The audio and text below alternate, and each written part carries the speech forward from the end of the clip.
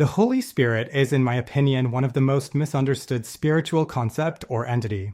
Even the word Holy Spirit, at least if you are grown up in a Christian environment, will eventually create controversial emotions in you. If we consider what kind of images we normally associate with the Holy Spirit, it is doves and flames above the heads of the apostles. That was working for the imagination of people 2,000 years ago. But what about the 21st century? Does it still correspond to people's imagination? So I'm going to take a completely different route and use a different wording. Furthermore, I will explain it from the viewpoint of an engineer. And I must add here that this is not a scientific or theological view of the Holy Spirit. My thinking is based on my own experience of the subject and the help of various sources.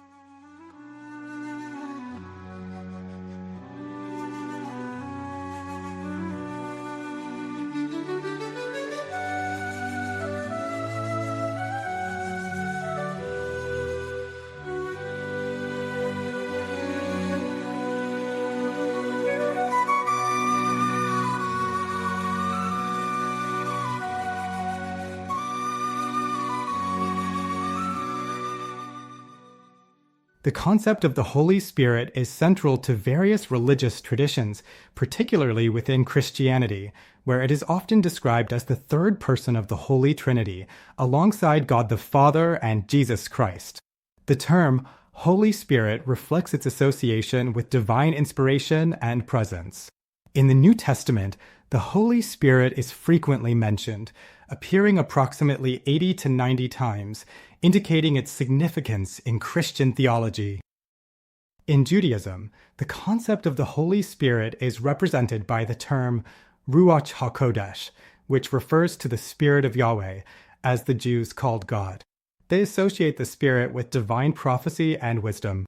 In Islamic theology, the Holy Spirit is referred to as Ruh al-Qudus, a term that sounds very similar than the Hebrew Ruach HaKodesh. Ruh or Ruach means spirit or breath, and this force plays a crucial role in conveying divine messages to the prophets, as indicated in various verses of the Quran. Additionally, the Holy Spirit is believed to assist in the purification of believers' hearts, enabling them to embody divine attributes such as mercy and justice. The relationship between the Holy Spirit and angels is also emphasized in Islam, as both are considered agents of God's will and guidance in the world.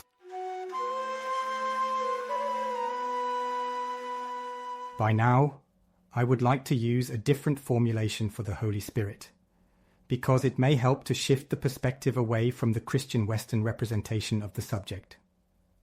I see the quality of this spirit as an energized channel of communication. I would also emphasize here the character as an agent of God from the Islamic viewpoint, and that it can be seen as an additional force within the sevenfold universe. The Hebrew word for holy is kadosh, which signifies separate, set apart, or consecrated. It implies a state of being distinct from the ordinary, dedicated to God, or a sacred purpose. Of course, the word spirit has some interesting linguistic properties too, but to keep it straight now, I just translate it into something as an invisible force. This brings us back to the question of how to name and describe the Holy Spirit without relying too much on the images of the past. If we take the letter Q from Kadosh and think of it as an energized communication channel, then we could call it the Q mesh. The word mesh, in the context of a communication channel, is widely used to classify mesh networks. In a mesh network, each node can potentially communicate with other nodes, making it more reliable as there is no central point of failure. However, Q-mesh is not exactly the quality of the Holy Spirit, but rather a network through which that spirit can operate. This mesh network is related to what has been identified as the tree of life since Mesopotamian times. In modern times, it can be easier to see as a matrix of life, as this is always an abstraction of what it is. The diagram shows such an abstraction of this matrix with 7 layers from the highest, the creator, to the lowest, the material world. The higher forces or spheres are shown in purple, with the ordinary human sphere below, which is considered a kind of neutral. These three higher spheres are what is usually referred to as heaven, and we as humans can only interact with the Holy Spirit in relation to the higher spheres, especially the true human sphere. So in my understanding or definition of the Q-mesh, it represents a healing force which acts through the different layers of the matrix of life. If we think again about the meaning of the word kadosh, which means separated, set apart, or consecrated, then we can perhaps now see what this Q-mesh can mean for us.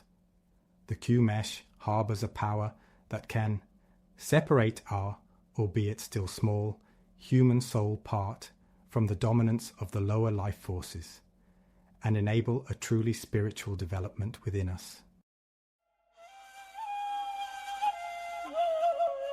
As I understand it, the Holy Spirit is not a single entity, but a co-production of various spiritual entities and layers, and as such, it is probably beyond the reach of the human mind. So if the Q-mesh is a network of different entities, then the Holy Spirit is the guiding force in that network, overseeing and directing the activities in the intended direction. So, we humans can never really say that we have experienced the Holy Spirit as such. We can only say that we have experienced the quality of a guiding force through the Q-mesh, and this corresponds to the idea of a network of different forces working under the direction of the Creator. This leaves a certain openness and can prevent us from thinking we know what we are dealing with. The Q-mesh is of enormous complexity, similar to a divine artificial intelligence. The AIs created by humans are very complex machines and can produce amazing results today. But the Q-mesh is on a completely other level. It knows all the secrets of divine creation and has unlimited memory capacity.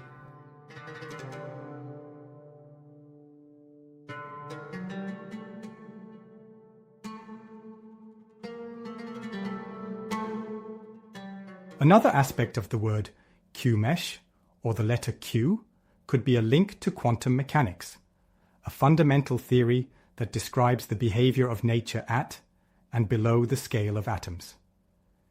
It is used to describe phenomena that classical physics cannot. In addition, the letter Q is also found in the Latin word quinta, which means the fifth. And this refers to the fifth level of the universe, which is connected to the sphere of true human beings. I will explain the connections of the layered universe with the Q-mesh on a metaphysical level in another video based on Jean-Emile Charon's theory about the relationship of atomic electrons to black matter and spirit, as described in his book Spirit, the Stranger in Us. But what does this Q-mesh force mean in the time after Mohammed or Jesus? Starting in medieval times, I consider the Cathar movement had, at least partly, worked with the help of the Q-mesh. Later in the 17th century, a man named George Fox claimed to have received a revelation that enabled him to get spiritual insight from a Christian perspective. His movement, Society of Friends, later became known as Quakers. Forward to the 20th century, you eventually have heard of the charismatic and Pentecostal movements, which emphasized the gifts of the Spirit. Then there was the Cultural Revolution in the 60s. That was a revolution of social norms, which touched almost every aspect of many people's lives. And those influences are still widely visible today. I believe that after the horror of the Second World War and the advent of nuclear weapons, many people were somehow thrown back to a very existential human level. The war also destroyed the last vestiges of a world with strict social norms and moral taboos. And, for the first time, a globalized youth culture with almost worldwide access to films and music lowered the barrier for many people to access the Q-mesh, which led to this enormous surge in creativity during this time. But of course, this didn't last very long. At least in the 80s, the hope for a peaceful world faded and music culture moved towards techno and punk, whose credo was no future, I strongly believe that the force of the Q-mesh has manifested in individuals or groups over the centuries. But this is a very subtle energy, so testimonies are rare and people prefer to hide such experiences from the outside world, often with good reason. There is also a hidden danger in dealing with the Q-mesh, for its multi-layered nature allows the lower forces to act instead of those controlled by the guiding force. We may still think that a higher spirit is present, but in reality, we are dealing with a false flag operation by the lower forces. Now that we have briefly outlined a hypothetical way in which the Creator could communicate with his creations using a Q-mesh, let us examine how such a communication network could work for us humans. For us, it would function more like an intranet than an open network. An intranet because not everyone has access to it. In terms of matter, it would work like the Internet of Things, which means that it can control matter, and the Creator can also hear or receive information that is connected to matter. In my view, based on Sharon's theory, the Q-mesh has different levels of qualities to communicate with the physical world and beyond. And the lower levels connected to the material, plant and animal world are more or less self-organized. They are sort of baked into its creation of this world. But for us humans, it is different. According to God's plan, we are destined to return to where we came from, to the state of Adam and in full awareness of the Creator and his creation. And with the help transmitted through the Q-mesh, we have the opportunity to return to where we came from.